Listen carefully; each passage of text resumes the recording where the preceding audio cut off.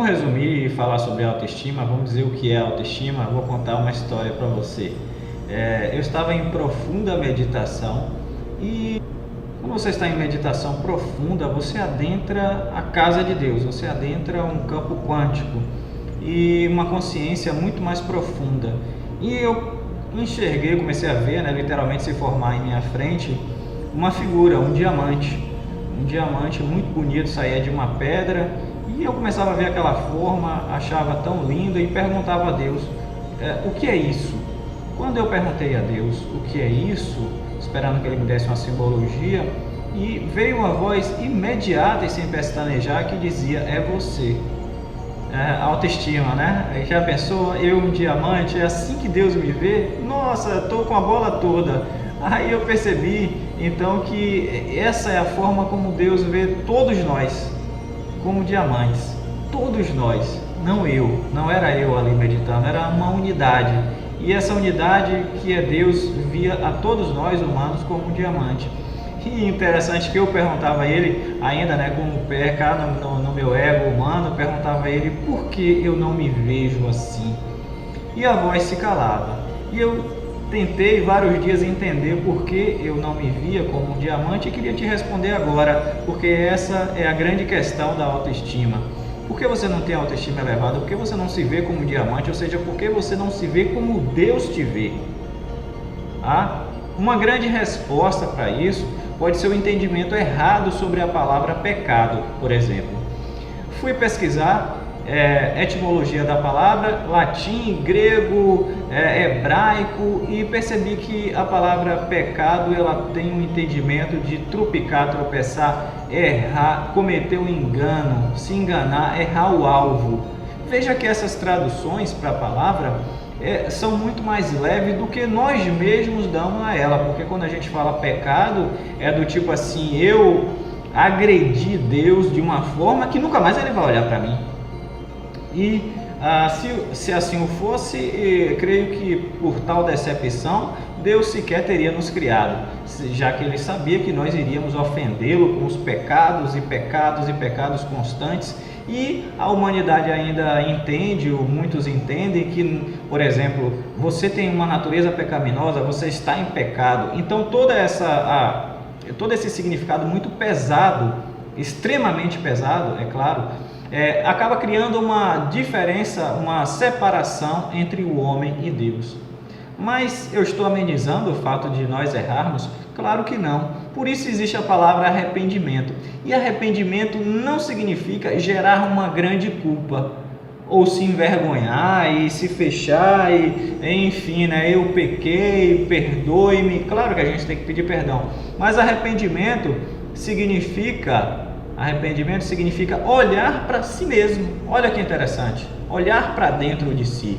Então, se você, por exemplo, erra o alvo, se você se engana em uma ação humana, claro que nesse ego humano, esse ego que realmente é totalmente passível de erros, se você erra e se arrepende, ou seja, verifica o erro, errei, verifiquei. Por que eu errei? Por que eu agi dessa forma não interessante? Por que eu estou repetindo esse erro constantemente?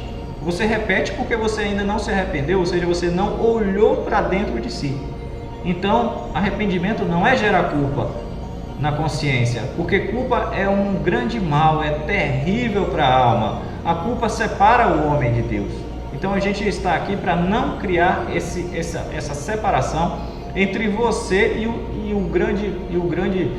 a grande energia divina e o grande campo quântico, ou seja, a consciência de Deus, o próprio Deus em si. Então, o que fazer? Perceba, para você se ver como diamante, para você se ver como Deus te vê, para você acessar essa grande consciência que diz que você veio para existir como uma grande pedra preciosa, refletir a luz divina no mundo, inspirar as pessoas, para que você entregue amor em forma de valores, em forma de riquezas da alma, em forma de ações positivas e modificadoras dentro da sociedade, para que você seja esse grande diamante. É preciso que você se se sinta em uma escola, para que você se sinta matriculado na grande escola em que Deus é o professor, tá? Então você, um aluno, você veio à Terra como um aluno, e um aluno certamente em algum momento vai cometer um erro, um engano, vai errar uma questão, e aí você vai rever o teu erro, vai se arrepender desse erro, ou seja, rever onde foi que eu errei essa questão, por que eu errei essa questão. E claro, questione. Alguns me perguntam, você questiona a Deus? Claro que eu preciso questionar a Deus, sim, nesse sentido de dizer, grande mestre, professor da minha existência, professor da minha alma, professor da minha grandiosidade espiritual, por que eu errei? Me ensine novamente. E ele pega nas tuas mãos como um grande pai, como um grande mestre, como um grande orientador espiritual, e faz com que você corrija a tua vida, a tua essência, com que você corrija o andar da tua alma, o caminho da tua magnitude de tua existência, para uma consciência ampliada, para uma vida melhor, para uma vida cheia de luz, cheia de reflexo desse grande diamante que existe dentro de você, mas que precisa que você perceba, precisa que você acesse, precisa que você o sinta, né, como Deus te sente, o veja como Deus te vê, entende? Então, fica na paz, fica em contato com o teu grande professor, com o teu grande mestre, questiona ele sempre que você tiver dúvida, que é o tempo todo, esteja sempre questionando, olhando para ele, olhando para dentro de si, se arrependendo no sentido de corrigi-los, para que você equalize. Essa correção não significa que você simplesmente vai fazer a vontade de Deus de uma forma cega, de uma forma burra. Eu preciso atender Deus porque Ele quer que eu faça e precisa que eu obedeça. Não, você corrige porque você equaliza a tua energia, a tua consciência com a consciência do próprio Deus do universo, e assim você consegue vislumbrar a grande pedra preciosa que existe em teu coração. Fica na paz.